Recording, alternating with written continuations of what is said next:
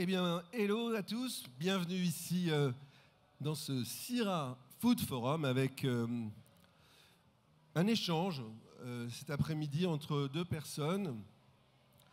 Je vais me vanter un peu en disant qu'on a quelques points communs, Bruno.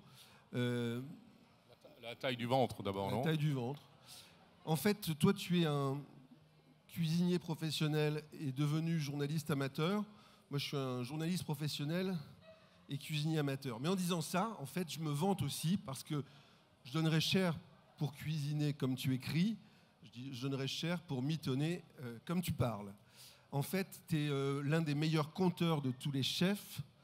Tu es peut-être le meilleur conteur de tous les chefs. Tu es le griot Parigot.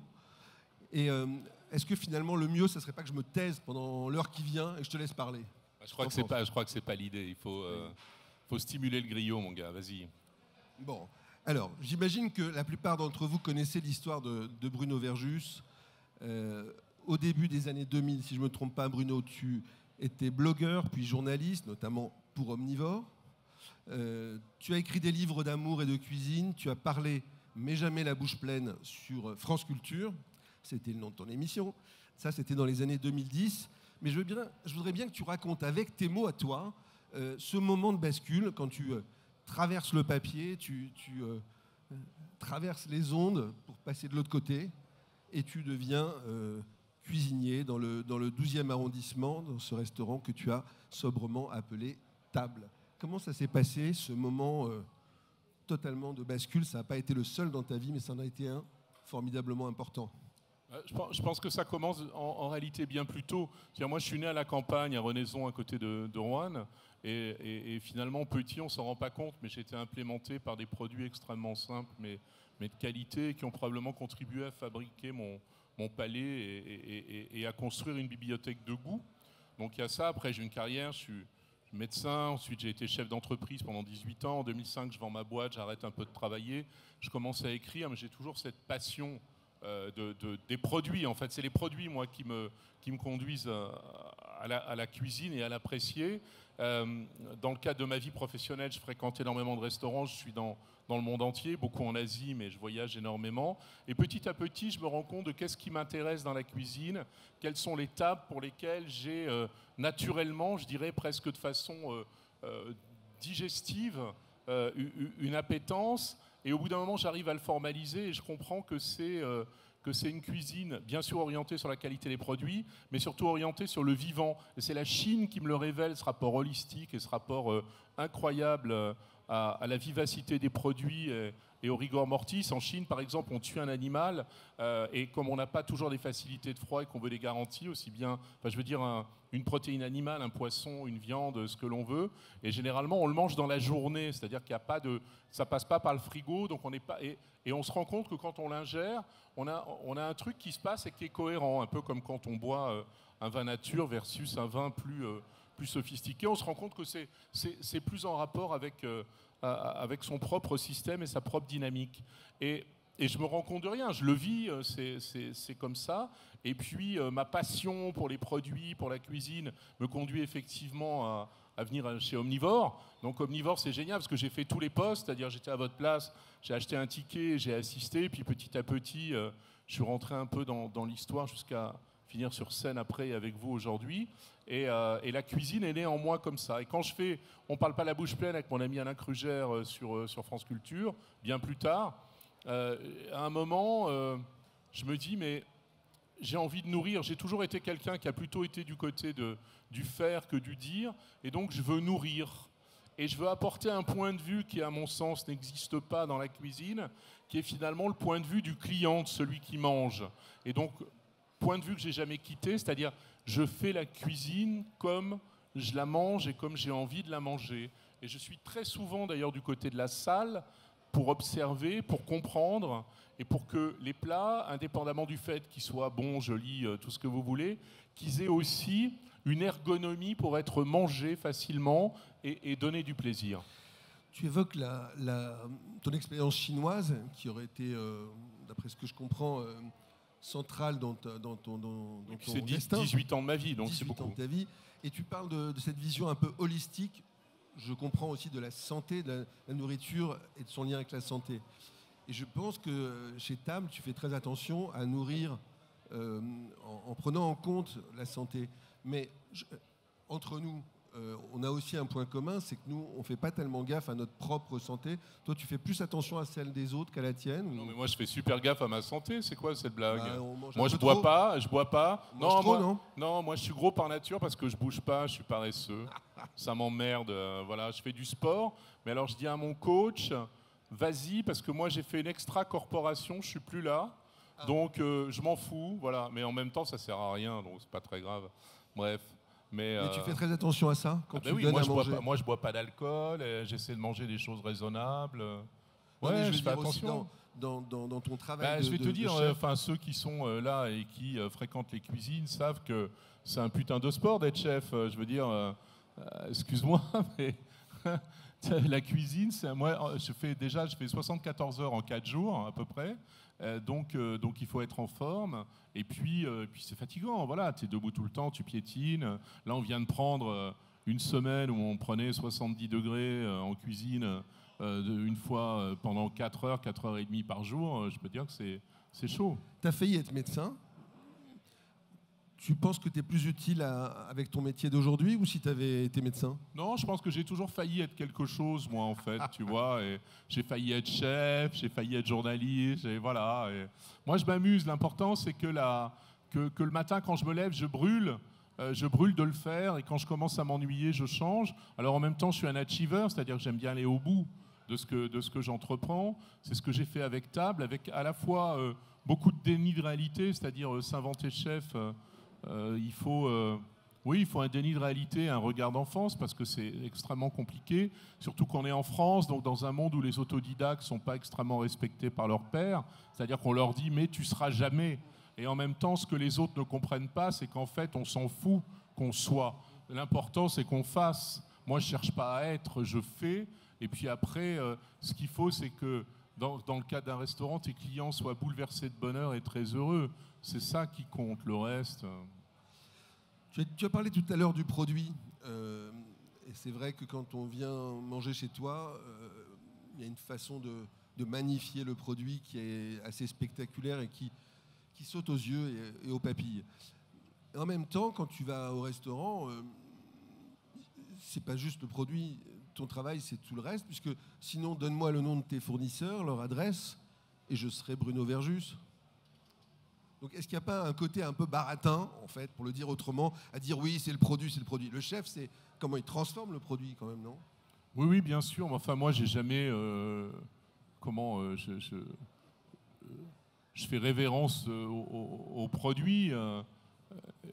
Je veux dire, mes producteurs le savent. J'ai une productrice de cochon Manganissa qui est là et elle sait le soin, l'attention et la révérence qu'on porte à son travail, qui est quand même émouvant, qui nous touche. Mais en même temps, ça n'a jamais fait la cuisine. Mais moi, justement, parce qu'il s'agissait aussi à un moment de dénier mes qualités de chef, on disait « Ah bah oui, mais c'est facile, il a des bons produits, donc voilà. » Moi, j'interdis à personne d'avoir des bons produits, tu as raison. Je vois pas où est le sujet. Après, ce qui compte, c'est quelle vision on a sur un produit et surtout, quelle histoire on a envie de lui faire raconter. Tu disais que je racontais des histoires et que j'étais un griot. Je crois surtout que les histoires surviennent par l'auscultation, la contemplation, et même d'une façon encore plus pure, cette espèce de capacité qu'un produit sublime a de t'évader de lui-même, c'est-à-dire tu lui crées, tu lui inventes des aventures, et c'est ces aventures-là qu'on va mettre dans l'assiette parce qu'on a envie que les clients comprennent sa vie, comprennent ce qu'il a pu raconter, comprennent aussi toutes ses qualités, et ne pas hésiter à le faire goûter aussi de façon très inattendue, mais sans aller provoquer l'inattendu, c'est-à-dire en prenant la main de celui qui va le manger pour le rassurer, pour l'emmener au-delà de ce qu'il aurait pu goûter ailleurs, ou qui lui amène une compréhension qui, pour moi, est celle qui est la note majeure du produit. Et pour ça, on doit y aller à petits pas. Donc on va le facetter, et puis on va faire en sorte aussi qu'on ne s'ennuie pas. Et on ne s'ennuie pas de deux façons. La première, c'est que chaque bouchée sur un plat soit un peu différente, c'est-à-dire te réveille à chaque fois. C'est comme quand tu lis un livre, hein. Si toutes les phrases se ressemblent, on s'endort. Donc même si elles doivent se ressembler un peu, il faut que par moment il se passe quelque chose. Et puis il faut aussi que dans le cadre du livre, c'est-à-dire aujourd'hui on ne fait que des grands menus dégustation, il faut que la narration ait une cohérence et qu'elle corresponde à quelque chose. On part d'un point de départ et on conduit à la fin du repas avec une multiple narration et qui fait ce qu'on appelle banalement une expérience. On va juste raconter ce qui t'est arrivé depuis maintenant les 2 dernières années, Bruno. Donc toi, tu démarres ce métier à 54 ans, si je ne me trompe pas, et un peu plus tard, c'est-à-dire en 2022, tu as 2 étoiles sur ton maillot, un peu comme l'équipe de France de football, hein, 2 étoiles. Ouais, ouais. Et puis, depuis 2023, donc depuis peu de temps, tu as le numéro 10 sur ton maillot. Numéro 10, c'est celui de Zidane, Platini, Mbappé, si je ne me trompe pas, mais je suis nul en foot. Et donc, tu as 2 étoiles Michelin à plus de 60 ans. Et puis, numéro 10 du classement des 50 Best l'année suivante. C'est un truc absolument dingue qui t'est arrivé. Comment tu as vécu tout ça? Je voudrais bien quand même que... Je ne sais pas si tu t'es beaucoup exprimé depuis le classement. Non, parce qu'on m'a pas personne m'a Personne interrogé. C'est des questions. Alors on est là et on attend cette réaction. Non, mais on est dans un monde 10e du 50 Best. Ouais, oui, mais le 10e meilleur restaurant du monde, peut-être. Ouais. Mais le 50 Best en France, il y a une espèce de... Je sais pas, il y a une doxa, c'est expliqué que c'est le classement d'un journal anglais. Alors évidemment, c'est pas hyper sexy, mais c'est un déni de réalité complet aujourd'hui. Le 50 Best a 20 ans d'ailleurs, comme Omnivore. Donc oui, il y a 20 ans, c'était un journal anglais qui a décidé de faire un classement. Aujourd'hui, c'est le classement le plus puissant au monde. Alors je peux vous le témoigner en termes de puissance marketing, de puissance commerciale, etc., puisque nous, le jour où on a été numéro 10, le soir, à l'instant où quand on était à Valence, j'ai pris 300 réservations en 2 heures. Ouais. Pour vous donner l'impact mondial. C'est-à-dire le soir de la remise de la cérémonie. Le soir, entre le moment où on était dans la cérémonie, etc., et j'ai réouvert mon téléphone à 2h du matin dans ma chambre, on avait pris 300 réservations. C'était absolument phénoménal. Et là, maintenant, on est complet. Si j'ouvrais mes réservations sur 1 an, je trouve que sur 3 mois, on est complet sur 3 mois instantanément, tout le temps. Donc, il y a un impact qui est considérable. Ben, on l'a vachement bien vécu. On est rentré là. Donc, en 2022, voilà, on a 2 étoiles. 2023, on confirme nos 2 étoiles. En 2022, on rentre dans le 50 Best en position 77. Donc, la tranche 50-100, ce qui déjà pour moi est un chef-d'œuvre absolu, en se disant putain, on a fait un restaurant table avec l'équipe et on est 77e meilleur restaurant au monde, ce qui est quand même un truc absolument considérable. Enfin, pour moi, je trouvais ça presque complètement invraisemblable. Et l'année d'après, on me dit ouais, tu vas voir, tu vas progresser, etc. Et là, on fait la plus grande entrée qui a jamais été faite au 50. On se retrouve dans le top 10, numéro 10. Et c'est assez marrant parce que moi, il y a 10 ans, j'étais finalement un foodies. Intéressé par les restos, et les gens auprès desquels je me retrouve aujourd'hui, bah, c'était un peu mes vignettes Panini de l'époque, quoi.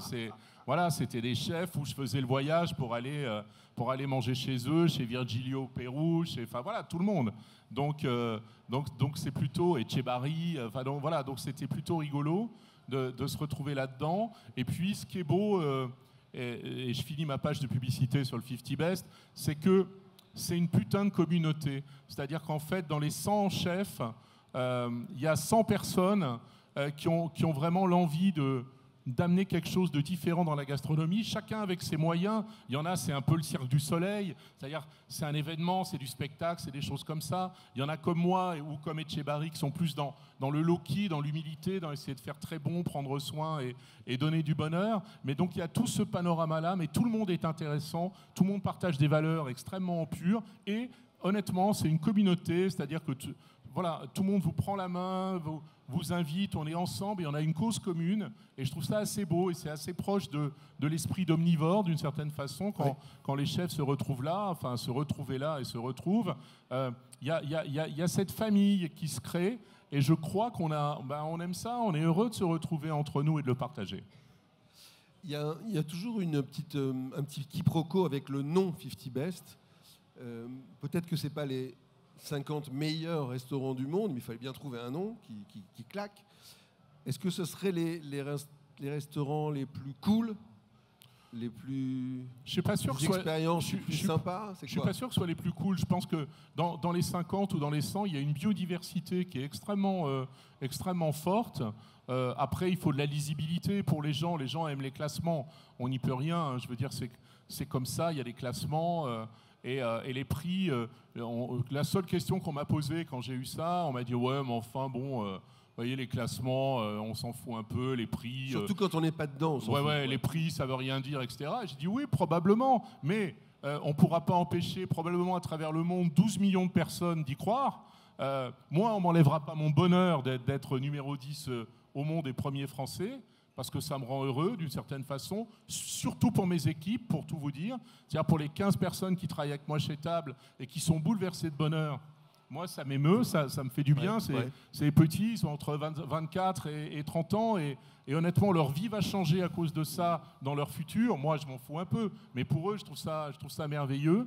Et puis, ça remplit mon carnet de commandes. Donc, quand vous avez un restaurant et que vous vous dites « je suis rempli de gens midi et soir qui viennent là comme une destination pour vivre une expérience incroyable, qu'on va leur livrer et qu'on ne s'interroge plus là-dessus et qu'on a une clientèle éduquée, extrêmement respectueuse et qui en plus a envie de vivre, a envie de se régaler, d'être heureux. Qu'est-ce que c'est la martingale du bonheur? Je veux dire, c'est quand même un truc dingue. Donc on est heureux. Bruno, sur les 49 autres, tu en connais combien où tu es allé déjeuner ou dîner? J'ai pas mangé chez tous, mais j'en connais beaucoup. Tu en connais beaucoup? Oui. Et enfin, je les connais tous personnellement. J'ai pas mangé chez tout le monde, mais encore une fois, c'est une vraie communauté. Après, la vie fait qu'aujourd'hui, les choses sont souvent organisées où on va faire la cuisine chez les uns et les autres, où il y a des festivals où on se retrouve et on cuisine ensemble. Là, je vais être à un festival que j'aime beaucoup, qui s'appelle Ein Prosit à Udine, à côté de Venise, et je fais un dîner avec Virgilio Martinez et sa femme Pia Leone. C'est eux qui m'ont demandé, donc on va faire un truc ensemble. Et puis tu fais quelque chose bientôt aussi à Paris. C'est chouette. Je fais un truc à Paris avec Gagan. Je vais aller à Bangkok avec Gagan. Après, j'ai fait un repas merveilleux chez mon ami Roré Valero à Mexico City.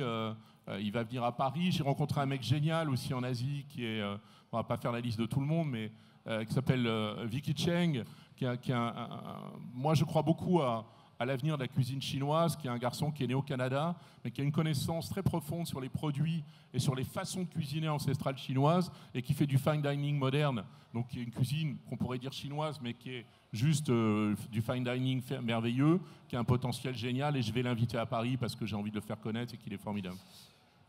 Ma question aussi, quand je te demandais si tu connais un petit peu tes confrères du haut du panier mondial, c'est finalement tout simplement quel est le regard que tu portes sur la manière dont vit la gastronomie, le fine dining dans le monde aujourd'hui. Est-ce que tu vois une variété, une richesse plus importante que jamais? Est-ce que tu as l'impression que la France devient une des petites étoiles qui brillent? Non, je pense qu'il y a une dichotomie entre la réalité et ce que les journalistes en disent, si je puis me permettre. Je te mets pas dans l'eau. Je t'ai posé une question. Je te mets pas dans l'eau, mais bien sûr qu'il y a une énergie dingue dans le monde sur le fine dining, avec des tentatives dans tous les sens et avec des gens d'une extrême qualité, avec un mindset merveilleux. Enfin, il se passe vraiment des choses. Mais on a la même chose en France. Il n'y a jamais eu une telle diversité en France, avec des jeunes chefs qui de plus en plus tôt se lancent à la tête de leur restaurant et font la cuisine, et qui font plein de tentatives. Certaines sont éblouissantes, d'autres sont moins intéressantes, mais ce qui compte, c'est qu'il y ait ce creuset, en fait, et où tout le monde se frotte et tout le monde fait les choses. Ce que je déplore, c'est cette ignorance crasse de la... Ah, on m'avait dit de ne pas dire du mal, mais bon, tant pis, hein, de beaucoup de la presse française qui ne comprend pas ce qui se passe dans le monde entier, et qui veut toujours essayer de dire « Ah oui, mais nous en France, etc. etc. » Bien sûr, nous en France, mais à l'étranger aussi. Et c'est d'une certaine façon continuer à opposer finalement différentes cuisines, différents pays, etc., etc., alors que tout ça est au service des clients pour essayer justement de fédérer de la belle cuisine, et c'est ça qui compte. Et je pense qu'on n'a jamais aussi bien mangé au restaurant qu'aujourd'hui. dans la diversité, dans les propositions, dans les prix. Voilà, Mais on mange formidablement échappé, bien Bruno, de 15 € à 1000 € ouais, aujourd'hui. Il t'a pas échappé, Bruno, qu'on est dans un monde, pour employer une pression un peu sotte, mondialisé, et que c'est justement parce que la mondialisation est à l'œuvre dans toute sa splendeur qu'on assiste à des replis identitaires. Et donc, oui, mais la cuisine, c'est l'opposé du repli identitaire. Voilà. C'est ma question. Est-ce qu'aujourd'hui, il n'y a pas une tentation de dire c'est ma cuisine, c'est mes traditions, c'est les blagues sur chocolatine, machin, enfin, c'est même le régional, etc. Et moi, j'adore les identités. J'adore les identités quand elles sont ouvertes. Mais il y a aujourd'hui des gens qui sont plutôt sur des identités qui se referment, non? Toi et moi, on est d'accord là-dessus. Je veux dire, la cuisine, c'est le contraire de... La cuisine de terroir, c'est le truc le plus con de la Terre, sauf à imaginer qu'on a des terroirs qui recouvrent énormément de pays parce qu'on a des zones d'influence. Mais la cuisine de repli, c'est une cuisine dans laquelle nous, on continuerait à bouffer quelques petites racines et des graines. Je veux dire, on n'aurait aucun légume, on n'aurait absolument rien. Donc la cuisine, c'est le contraire de ça. La cuisine, c'est le mélange, c'est l'ouverture, c'est l'acceptation de l'autre, c'est-à-dire c'est accepter la différence de l'autre pour la goûter, justement, mais avec sa bouche. Et vous savez, une des premières choses que fait l'enfant quand il est petit, c'est qu'il ouvre sa bouche et puis il goûte tout, il suce tout, il teste tout. Et c'est vrai que la plus grande capacité qu'on a à découvrir le monde, c'est par la bouche. D'abord vient le toucher de la bouche, le manger, et puis ensuite vient évidemment la formulation par la parole. Et donc la cuisine, c'est l'école de ça. C'est l'école de s'ouvrir aux autres, d'être capable d'accepter, de goûter, et de se réjouir des différences, et puis de partager. Quand on mange, quand on goûte, on partage, on est à table, on partage. Et donc... moi, on me pose souvent la question en disant « Ah là là, mais vous n'en avez pas marre d'être copié, on a copié votre marre, etc. » Je dis « Mais c'est formidable. Le plus on est copié, le plus ce sont des révérences. Et encore une fois, les recettes, c'est fait pour être échangé, partagé. Et si on peut nourrir mieux parce qu'on a des intuitions, des inspirations, c'est à ça que sert la cuisine. » Est-ce que le locavorisme, quand il est un peu extrémiste, est une forme d'esprit franchouillard? Non, mais le locavorisme, c'est pareil, c'est épuisant. Je veux dire, le pape du locavorisme, c'est René Redzepi quand il a commencé et qui allait chercher des produits jusqu'au Groenland. Donc nous, ça nous donne un rayon d'action de 2400 km. Donc le locavorisme avec un rayon d'action de 2400 km, ça c'est formidable. Moi, on m'a dit « Ah oui, mais alors, vous vous rendez compte T'as quand même une étoile verte, Bruno. Vous avez... mais l'étoile verte, je ne suis pas sûr qu'elle récompense le mec qui va acheter les produits dans l'épicerie en bas de chez lui en disant « Je suis locavore ». En ignorant d'où viennent les produits de l'épicerie. Et oui, moi, par exemple, j'ai un ami merveilleux, Roderick Sloan, qui est un plongeur en Norvège et qui part en bateau électrique en bord de côte ramasser à la main des coquilles Saint-Jacques, des couteaux, des oursins extraordinaires. Il m'a dit « Ouais, mais vous vous rendez compte tes confrères du Figaro, c'est un scandale, ça vient de Norvège, etc. » Et moi, je disais « Ben oui, mais c'est vrai que j'en prenne des coquilles Saint-Jacques ou pas, l'Oslo-Paris vole tous les jours. Donc autant mettre un truc dedans, ça ne change pas les choses. Soit j'adore ce que tu as dit. Soit on arrête les transports en avion, soit voilà. Et en même temps, je ne connais pas une cueillette plus responsable de produits de la mer que celle qui pratique, contrairement au type locavore qui va aller acheter les coquilles Saint-Jacques en Normandie, qui sont ramassées par des bateaux avec des herses qui sont en train de labourer la mer, ce qui me paraît moins écologique d'une certaine façon et moins éco-responsable. Donc je pense qu'il faut s'affranchir. Encore une fois, la cuisine, c'est une liberté de penser et il faut s'affranchir de toutes ces inventions comme ça qui sont là pour essayer de vous conditionner à penser d'une seule façon. Et au contraire, il faut essayer d'être capable de produire une forme de réflexion simple et douce pour dire, ben voilà, est-ce que ça me correspond ou pas et comment Encore un mot sur ce petit tableau de la gastronomie ou du fine dining à l'échelle de la planète. Ton restaurant préféré dans le monde, c'est lequel?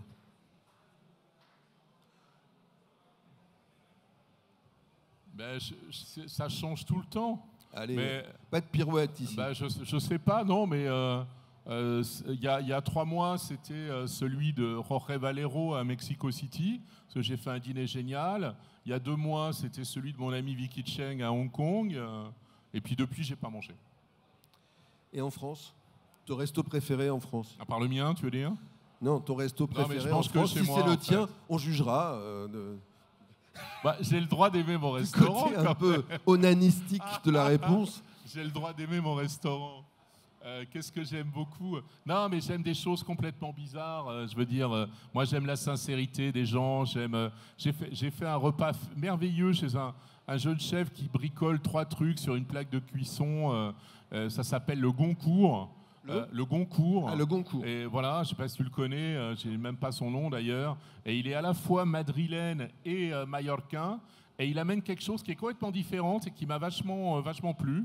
Je suis allé une fois, c'était merveilleux. Je suis allé une seconde fois, c'était moins merveilleux. Il est jeune, donc c'est un peu inégal, mais le mec a quelque chose. Voilà. Ton restaurant préféré en France, c'était ça ta réponse ou Là, c'est c'est là où pirouette? j'ai mangé il n'y a pas longtemps. Après, c'est C'est quoi pas ma question. Allez. Tempi Lenti, oui, j'aime beaucoup Tempi Lenti. On me souffle, donnez-moi des noms. Non, mais c'est compliqué, c'est une question. Je suis désolé, si on te demande lequel de tes enfants tu préfères, moi j'aime tous les restaurants. C'est pas tes enfants, c'est des confrères. J'aime les restaurants qui me donnent à penser, qui me nourrissent bien, mais qui me nourrissent l'âme. Ça c'est une réponse qui me va mieux, plutôt que de donner des noms, etc., etc. Évidemment, tu sais bien que je voue des merveilles à mon ami et mon frère Alain Passard, que je voue des merveilles aussi à mon Bernard Paco, que j'aime d'amour, mais on s'en fout, à mon Pierre Gagnère, voilà, je peux t'en citer plein, tu vois. Voilà, qui sont Christophe Pelé, qui est un mec complètement génial, toutain, enfin il y en a plein qui amènent dans le fine dining, qui amènent des choses, des horizons qui me touchent, mais j'aime aussi les toutes petites choses comme Tempi Lenti parce qu'il y a une âme, et puis il y a cette rugosité du sel et des îles qui est un peu violente pour moi, mais qui me touche. J'aime beaucoup aussi le Butcher of Paris, qui a un toucher incroyable sur certaines viandes et qui a une humanité merveilleuse. J'aime mes amis de Jaïs. Enfin, j'en ai plein. Voilà, je veux pas. Je vous mettrai la liste sur. C'est ça. Sur Instagram. Sur Instagram. Je vous rappelle que j'ai arrêté de faire des guides gastronomiques et tout ça. Voilà. Je voudrais qu'on évoque, Bruno, ensemble, la manière dont le mystère de la création d'un plat. Peut-être que j'enfile des perles. Oui, mon père, je vous écoute, le mystère de la création. Peut-être que j'enfile des perles, mais ce n'est pas la question qui est intéressante, c'est la réponse. Moi, je ne suis pas le seul. J'ai été subjugué par ton homard mi-cru, mi-cuit, c'est comme ça que tu l'appelles, je crois. Oui, oui. Alors qu'il n'est pas mi-cuit. Hein. Alors qu'il est cru, il est cru. Et est-ce que tu peux d'abord nous décrire ce plat pour ceux qui ne le connaîtraient pas, pauvres d'eux, et surtout expliquer comment tu as eu cette idée? D'abord le décrire. Oui, alors j'aurais aimé en avoir plein d'autres comme ça, et malheureusement j'en ai pas eu d'autres, mais on verra. On parlera d'autres. Le homard, c'était, je crois, il y a 6 ans ou quelque chose comme ça. Et en fait, à un moment, on avait fait les langoustines. Et puis, je me suis dit, mais c'est dingue parce que le homard, on n'arrive jamais à le ramener à la texture de la langoustine qui, quoi qu'on fasse, est absolument délicieuse. Je veux dire que la langoustine, c'est meilleur que le homard. Ouais, c'était meilleur que le homard jusqu'à ce que je m'occupe du homard. Et alors, ça reste quand même sublime, hein, j'adore ça. Et alors, je me suis dit, mais c'est quand même bizarre. Et puis, je me suis dit, en fait, le homard, c'est bon cru. C'est bon quand c'est cru, c'est presque comme de la langoustine. Mais le problème, c'est quand c'est cru, le homard, on est au Japon, tu vois, on est dans des territoires qui ne sont pas les nôtres, qui ne sont pas notre habitude. Si on est éduqué, on peut dire, ah ouais, génial, un sashimi de homard, machin. Mais déjà, on met le mot sashimi, donc déjà, on est mort. C'est plus un homard, c'est un sashimi de homard. Donc, on est parti au Japon, et ce n'était pas mon idée. Moi, je veux faire un homard de l'île-dieu, pas un homard du Japon. Et je me suis dit, mais ce qu'il faut, c'est qu'on ait le homard cru, mais qu'on dise au cerveau qu'il est cuit. Et c'est là où j'ai eu l'intuition en disant, on va faire... mon ambassadeur de cette affaire, c'est évidemment la cuisine française, c'est le beurre. Et donc je vais infuser les carapaces grillées de homard dans le beurre, et je vais aller tempérer mon homard à température de bouche, c'est-à-dire je ne vais pas le cuire, je vais le mettre à 32, 34 degrés, dans le beurre. Et quand il sort, il a le goût du homard grillé, il sent le homard grillé, parce que le beurre a été infleuré par la carapace, Et la bouche va confirmer au cerveau que c'est cuit puisque c'est chaud. Et je peux servir du homard cru. Et c'est comme ça que m'est venue l'idée, c'est comme ça que je le fais. Donc c'est un trompe-bouche. C'est une idée qui vient comme un jaillissement ou c'est itératif, Une plein fois que tu mets la main dans le... Tu vois que tu pars dans le truc, tu déroules la pelote, quoi. Et j'ai pas tellement... Et puis après, je me suis dit, mais ce que j'aime dans le homard aussi, parce que des fois c'est un peu nasty, tu vois, comme ça... moi j'aime bien les lobster rolls à New York ou aux États-Unis, même si le Boston lobster c'est dégueulasse. Mais l'assaisonnement il est vachement bien, tu vois, le céleri, la mayo, etc., etc. Et donc je suis parti dans l'idée de faire une petite rémoulade avec des orties et capres qui fait aussi le gras dessous, le lien. Après, en fonction de la saison, on varie. Je mets un légume dessous parce que j'aime bien l'idée. Donc, ça peut être un céleri au sel, une tomate, un artichaut, un petit pois, ce qu'on veut, le beurre, et puis un petit assaisonnement avec pas mal d'herbes, de plantes sauvages qui seraient un peu celles autour duquel le homard aurait aimé se gratouiller. Tromper le cerveau, c'est un peu un des trucs de ce plat. Est-ce que c'est vraiment ça? Mais bon, écoute, dans la peinture... Est-ce que c'est un kiff de chef de tromper le cerveau? Ouais, je pense que c'est ça. C'est ce que tu disais tout à l'heure. C'est-à-dire, pour raconter des histoires, il y a des moments, il faut jouer avec les sens pour emmener un petit peu plus loin. Donc, c'est ce que je disais. Tu as des restaurants qui sont un peu des barnums où on projette des images, on fait bouger les sièges, il se passe plein de trucs comme ça. Et puis, on peut être un peu plus low-key, c'est-à-dire en jouant simplement... sur le domaine du cognitif, mais de façon extrêmement pure et extrêmement simple. Mais encore une fois, alors en peinture, on a le trompe-l'œil, en cuisine, maintenant, on a le trompe-bouche, mais je suis jamais allé, j'en ai pas inventé d'autres, malheureusement, des trompe-bouches. Alors, il y a un autre plat qui est assez époustouflant chez toi, plutôt à l'heure du dessert, c'est ta tarte au chocolat, au caviar.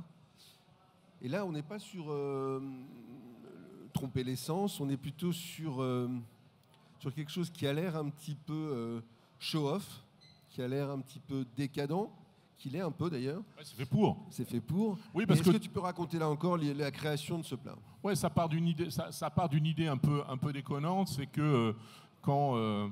moi, je dis souvent comme une blague, en disant le caviar, c'est le sel de l'étoilé. Tu vois, tu as un restaurant étoilé, les mecs, ils te collent du caviar partout. Alors, si tu es en Asie, tu as 100 grammes de caviar sur ton assiette. En France, on est plus raisonnable parce qu'on a moins les moyens, mais c'est un peu le truc facile pour faire étoiler. Tu mets une quenelle de caviar et ça roule. Et moi, je me suis dit, il faut quand même que je la mette, ma quenelle de caviar. Et donc, du coup, moi, j'ai réussi à la mettre qu'à la fin, finalement, tu vois. Last minute, j'ai réussi à la coller sur un truc. Mais plus sérieusement, c'est peut-être la boucle la plus vertueuse que j'ai créée. Et encore une fois, et là, il faut rendre hommage à deux personnes merveilleuses que sont Claudio Corallo. Claudio Corallo, pour ceux qui ne le connaissent pas, c'est un Italien qui est à Sao Tomé et Principe et qui est un jardinier en fait qui fait croître des caféiers et des cacaoyers. Et qui est un garçon extraordinaire dans ses réglages. C'est des arbustes très compliqués à régler, et avec toute une panoplie d'autres arbres, dont les bananiers, et qui fait ça merveilleusement bien. Et un jour, il était à Paris, mais il y a longtemps, je ne savais même pas un jour que je ferais un restaurant, il y a 18 ans, et j'étais avec Jacques Génin, que vous connaissez tous, le pâtissier, et il nous écrase des fèves crues avec des capres de Sao Tomé, en disant les capres, qu'est-ce que c'est, on peut comme un chocolat, machin, etc. Et effectivement, les notes de capre, et notamment sur les feuilles, assez frais, il y a des notes très chocolatées. Enfin, il y a une partie de la note chocolatée dans son verre, même dans sa lignosité, tu vois, sur la fève, comme ça, il y a un côté un peu, comment dire... En fait, je pense simplement, c'est sur les minéralités, tout simplement, de ces choses-là. Et nous assaisonne des poissons avec ça. Et on avait trouvé ça assez remarquable, assez dingue. Et Jacques en a fait, après, une tarte chocolat capre, qui est merveilleuse, avec du capre, avec même des morceaux de capre à l'intérieur. Et moi, je me suis dit, mais c'est génial, quand j'ai repensé à faire ce dessert. Mais il manque un élément pour moi. En fait, il en manque deux. On a le chocolat. Donc moi, je fais un blend entre un Madagascar un Pérou de... Comment il s'appelle? Je ne sais plus son nom. Berger. Nicolas Berger. Nicolas Berger. Et puis un Chuao de François Pralu, je mets 20%. C'est mon blend de chocolat. Pas idéal, mais je trouve que c'est le goût de chocolat que j'aime bien. Et donc on fait une infusion de capre, parce qu'effectivement le capre a des notes chocolatées, mais le capre il a aussi des notes assez marines, assez limoneuses pour moi, de bord de mer. Et donc le lien est venu naturellement avec le caviar, qui lui a des notes aussi limoneuses et légèrement salées. Alors c'est pas n'importe quel caviar.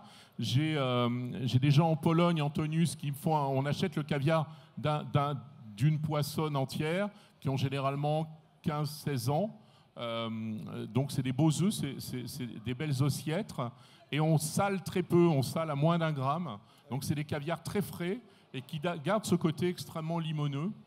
Et puis pour que la boucle soit entièrement bouclée, dans mon fond de tarte qui est extrêmement fin, je rajoute un tout petit peu de noisettes toastées à la fin, posées au fond, avant de couler le chocolat. Et on met une légère, je vous donne toute la recette, hein, une légère huile, parce que je ne veux pas que vous fassiez n'importe quoi après, une légère huile de noisette sur le caviar pour aller confirmer le noiseté. Et là, évidemment, on a quelque chose qui est complètement, qui est la boucle la plus vertueuse du monde, puisque le gras du caviar, enfin le limoneux fait le lien avec le gras du caviar est léger, à peine salé fait le lien avec la minéralité et le chocolat, donc on a une boucle absolument vertueuse. Alors il faut faire attention, parce qu'effectivement, probablement ça c'est le dessert qui a été le plus copié au monde, et la plupart du temps on a quand même du chocolat au poisson. Alors c'est pas pareil. Il y a des bouquins qui sont sortis, dont un qui sort maintenant, je crois, je crois que c'est Raphaël Aumont avec Thierry Marx, qui explique les jeux de complémentarité moléculaire entre les goûts. Toi, tu le fais spontanément, tu n'as pas besoin d'une table de correspondance ou de... C'était les mecs géniaux qui avaient fait ça. Je ne sais pas si tu te souviens, il y a très longtemps, il y avait un très beau salon en Belgique qui s'appelait les Flamiches Primitives. Et il y avait, je ne sais plus comment il s'appelle, peut-être je te vois hocher de la tête, tu te souviens, mais il y avait 2 garçons qui avaient travaillé comme ça sur le food pairing, ça s'appelait. Oui, voilà. Pairing, ouais. Et donc, qui avaient fait des analyses. Alors, c'est super intéressant. Moi, scientifique, hein, n'est-ce pas? Oui, bien sûr, totalement scientifique. L'huître kiwi, ça a donné lieu à énormément de choses comme ça. Blumenthal travaille beaucoup comme ça. Alors, moi, j'ai un ami nez parfumeur, donc les nez parfumeurs sont obsédés par les précurseurs, et notamment, par exemple, si vous voulez que des fraises, quoi qu'il arrive, aient très bon goût, vous mettez un tout petit peu de fleur d'oranger, parce que la fleur d'oranger est le précurseur de la note de la fraise, et donc ça la booste naturellement, de la même façon que l'ail est précurseur du goût de la truffe, et tous les vieux chefs un peu relous, quand ils ont des truffes pas très bonnes, ils passent le couteau dans une gousse d'ail, ils coupent la truffe et d'un seul coup elle est géniale. Et donc ça c'est super intéressant, parce que finalement, encore une fois, de faire ce lien moléculaire ou cette compréhension des précurseurs, c'est encore un trompe-cerveau. Chez Table, tu magnifies des crustacés, on en a parlé, des volailles sublimées. L'agneau. On a reçu des volailles du Mans aujourd'hui, elles sont dingues, magnifiques, début de saison. Mais tu as quand même une étoile verte, et on n'entend que des chefs aujourd'hui qui disent qu'il faut aller vers le végétal. Et quand ils disent on va vers le végétal, il y en a toujours eu dans leurs assiettes, mais c'est-à-dire avec une proportion de végétal qui tend vers 100%. Enfin, c'est comme ça que je le comprends en tout cas. Ça n'a pas l'air d'être ton chemin. Est-ce que tu peux nous dire un mot là-dessus ? Je ne sais pas, moi je considère qu'on est encore omnivore. Après, encore une fois, moi j'ai beaucoup d'admiration pour beaucoup de confrères qui travaillent que les légumes. Mon bel Alain, par exemple, qui est quand même l'homme qui a mis les légumes au milieu de la table. Alain Ducasse aussi, hein, il y a très très longtemps, il faut lui reconnaître ça aussi. Monaco. Je l'ai croisé tout à l'heure. Alain est un de ceux qui a été le premier à mettre les légumes au milieu de la table, et 2 Alains en fait. Oui. Après, chez moi, le végétal, ça occupe une part extrêmement importante, parce qu'il n'y a pas un plat où il n'y a pas de végétal. Beaucoup de mon végétal est sauvage. Donc on travaille avec 4-5 cueilleurs en permanence sur des territoires un peu différents, et qui nous ramènent tout un tas de choses tous les jours, parce que ça a besoin d'être ultra frais, donc c'est les cueillettes du jour. Et après, encore une fois, ce que je disais tout à l'heure, je pense qu'un repas, moi, je suis parti, après le Covid, quand j'ai réouvert il y a 2 ans et demi, j'ai pris une décision radicale, que tu as beaucoup aimée d'ailleurs, enfin pour la première partie et peut-être pas la seconde, mais la première partie, ça a été de dire, j'arrête de faire un menu le midi, un menu le soir, la carte, etc. Je fais un seul menu parce que tout le monde veut ça, et je double mes prix. Ça, c'était, je te fais la blague pour que tu puisses en parler. Et donc, j'ai doublé mes prix du jour au lendemain en disant, on verra bien. Si j'ai plus personne et que tout le monde gueule en disant c'est un voleur, machin, etc., ben, on verra ce qu'on fait. Et comme personne a gueulé, et que tout le monde était content et que c'était toujours aussi complet, et qu'en plus on a pris la 2e étoile dans la foulée, je me suis dit finalement, c'est pas la qualité de la cuisine qui fait l'étoile, mais c'est le prix. Ah, c'est une blague, ok. Et alors et donc, il y a des économistes qui ont travaillé sur ces sujets. Et donc, si tu veux, maintenant que j'ai pour tout ça, pour revenir à un truc, c'est que j'ai un menu dégustation. Ouais. Et donc, le menu dégustation, effectivement, c'est une narration dans laquelle tous les 2 plats et demi, il y a une pause végétale, il y a une hydratation, il y a, tu vois, voilà, en ce moment, là, on démarre d'abord avec une assiette totalement végétale, hein, qui est ce que j'appelle la couleur du jour. Donc, c'est une assiette de végétal, cru-cuit. Une vinaigrette fait qu'avec les restes des végétaux, les épluchures, etc., où on fait une sauce, comme une sauce de viande, mais qui devient une vinaigrette. Le sel, j'utilise pas de sel dans ma cuisine, j'utilise toujours des choses qui viennent de marines, ou alors des minéralités extrêmement puissantes pour essayer justement d'ouvrir le plus possible le spectre des saveurs et pas les booster, ouais. et pas les condenser. Donc le sel qui vient dessus, c'est une poutargue de Monsieur Tricalinos à la tête, qui est comme une pâte de fruits. Et puis ensuite, on part sur la mer. Il y a ce que j'appelle la merveille. Il y a les 3 vagues de choses très, très marines, très fraîches, très pures, comme ça, qui arrivent. Et puis ensuite, on va arriver sur une autre chose marine. Et puis là, on va avoir une pause végétale. En ce moment, on a encore des tomates, ce que j'appelle tomates au carré. Donc, c'est tomates crues et cuites, etc. Et puis, un peu de crevettes bouquées vivantes, décortiquées à la seconde, crues dessus, qui vient juste saler la tomate et faire un petit hommage à la tomate crevette que j'aime beaucoup. Mais là, il n'y a pas de maillot. Et puis, voilà. Et puis après, 2 plats après, on va retrouver à nouveau ce que j'appelle le moustage, c'est-à-dire construction d'une mousseline et d'un potage. La mousseline, c'est généralement un légume, et le potage, c'est que des herbes sauvages qui sont mixées. Donc c'est pareil, c'est un boost presque végétal et hydratant absolument formidable. Et puis après, on part évidemment sur les plats et les sides de chacun de mes plats, poissons ou viande. Moi, je travaille que les volailles essentiellement, un cochon une fois par an quand j'en ai un, mais très peu d'animaux. Je travaille que des animaux extraordinaires ou un doublon. C'est un agneau mâle qui a fait 2 transhumances. Donc il y a une viande rouge absolument incroyable, sinon on n'en fait pas. Et donc là, on a énormément de végétal. Et puis le plus beau des végétales, et ça se fait presque pas dans un restaurant gastronomique, c'est que je fais une belle salade bien froide et vinaigrée avec le fromage, comme on mange chez moi à Rouen. Et je trouve que avant les desserts, c'est une pause hydratante absolument magnifique. Tu viens de nous expliquer que tu cuisines merveilleusement le végétal et que ça fait partie de ta cuisine. Mais tu ne vas pas jusqu'à penser que, en tant que chef, leader d'opinion, on va dire, tu te dois de dire au public, donc à tes clients, que le sens de l'histoire, c'est d'arrêter peu à peu les protéines animales. C'est pas ton sujet. Non, tu veux pas être militant. Tu veux m'énerver, quoi, c'est ça ce que tu veux. Un petit peu. Non, mais ça, c'est bullshit. Je veux dire, après, nous, on est complètement sur mesure. Donc, quand on en a beaucoup, les gens viennent en t'expliquant qu'ils sont végétariens ou véganes, on est ravis. On leur fait un menu sur mesure, pareil, 14, 15 plats entièrement végétaux. On est ravis de les faire à la seconde. Et généralement, ils sont bouleversés de bonheur. Mais après, si tu veux d'aller opposer, c'est comme d'aller opposer les régions, les pays, les cuisines et opposer les véganes à ceux qui aiment la viande, etc. C'est une aberration complète. Je voyais le ministre de l'Agriculture avoir pris une décision fondamentale qui était de dire on ne pourra plus appeler un steak de soja steak. Et tu te dis, mais dans quel monde on est? On n'en a rien à foutre. Tu as 15% des gens qui n'arrivent pas à se nourrir correctement.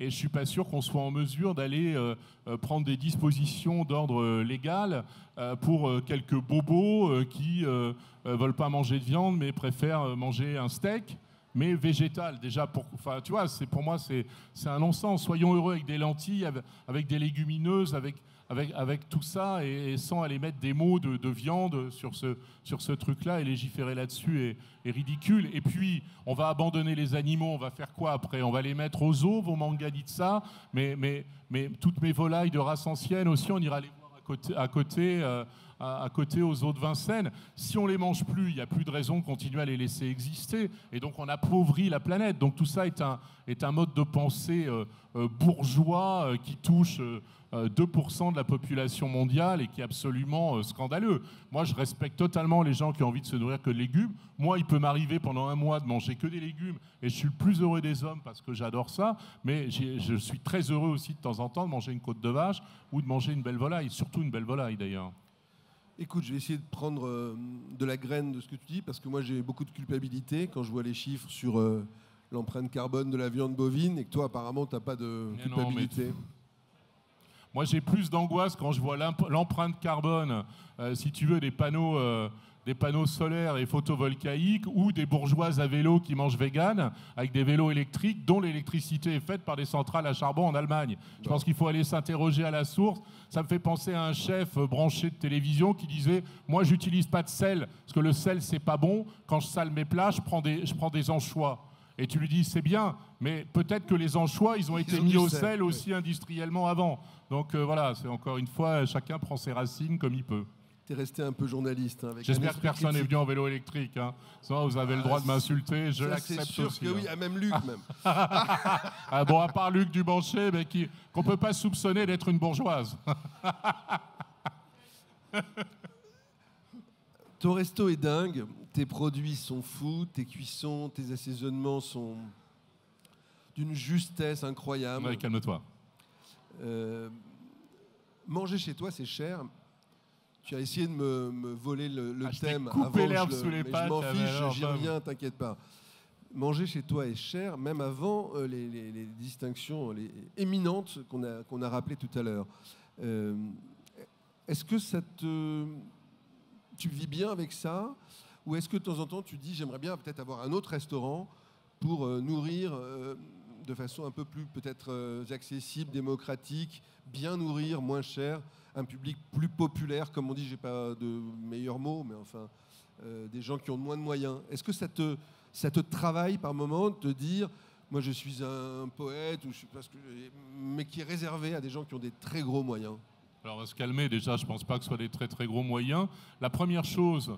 Je suis très calme. Oui.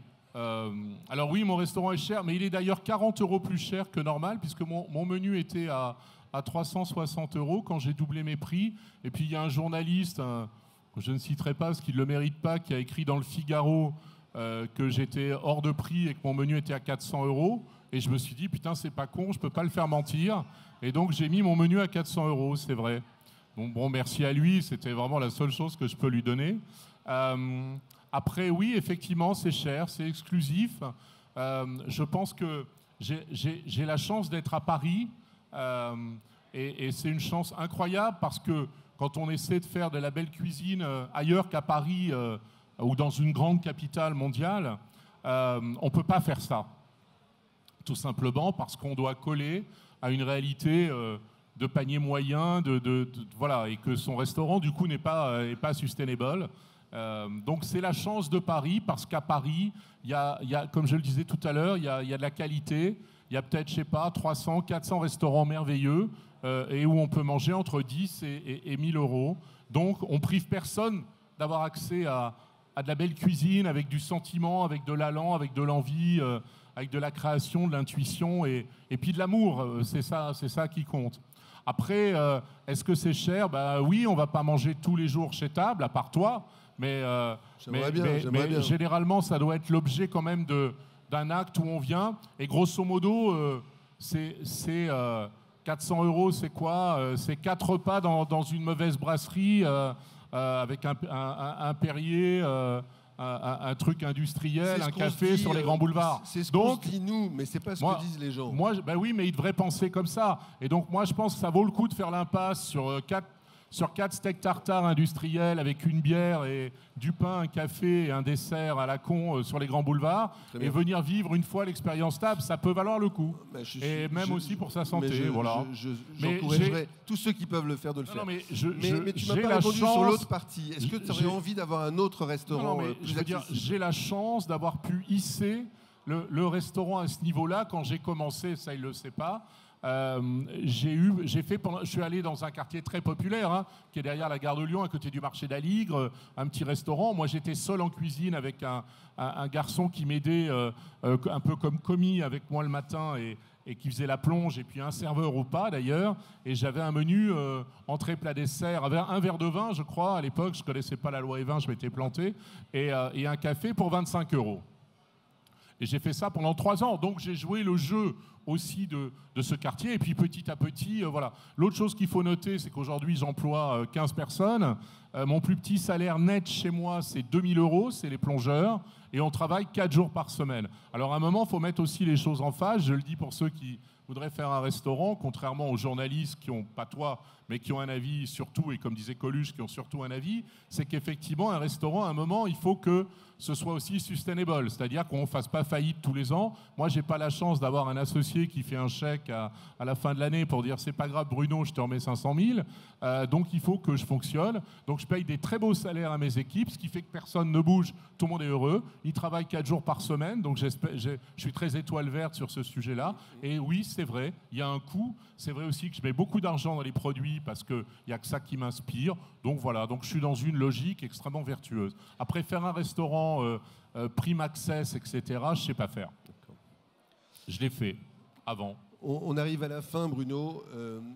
Un jour, dans une chronique que j'ai consacrée à ton restaurant, j'ai employé un mot que j'emploie pas très souvent, très fort, qui est le mot génie, à ton propos. Est-ce que tu penses en être un ? Ou est-ce que j'ai dit... évidemment, bien sûr. Ou est-ce que j'ai écrit une connerie ? Et que ce soit toi ou que ce soit pas toi, qu'est-ce qu'un génie culinaire ? Alors, je vais te dire un truc simple. C'est la dernière question. Non, mais Laurent, ne le prends pas comme une déclaration d'amour, en revanche. Fais gaffe. Hein. Je veux dire, il y a des témoins. Je pense que le génie, c'est comme l'âge, on ne le fait que dans le regard des autres. Voilà. Mais si soi-même, on pense... voilà. Et je te dis ça parce que moi, j'ai 12 ans. Et comment Merci tu beaucoup. définirais... Non, attends, dernier mot. Modeste réponse à ton endroit, enfin, te concernant. De façon plus générale, qu'est-ce que c'est le génie en cuisine pour toi ? Qu'est-ce que tu traques comme étant le génie culinaire ? Moi, alors, c'est le génie dans son acceptation polysémique, évidemment. Il ne s'agit pas de qualifier un individu. Je pense que le génie en cuisine, c'est avoir envie de nourrir. Et avoir envie de nourrir, c'est avoir envie de faire du bien, donner de l'amour, prendre soin. Je crois que c'est ça. Et je crois que ça paraît être pas grand-chose et en même temps, c'est tout.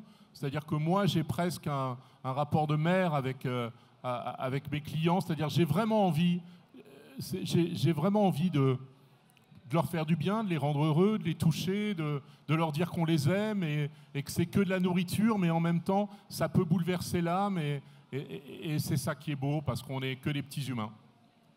Si vous en êtes d'accord, je vous propose d'applaudir chaleureusement Bruno.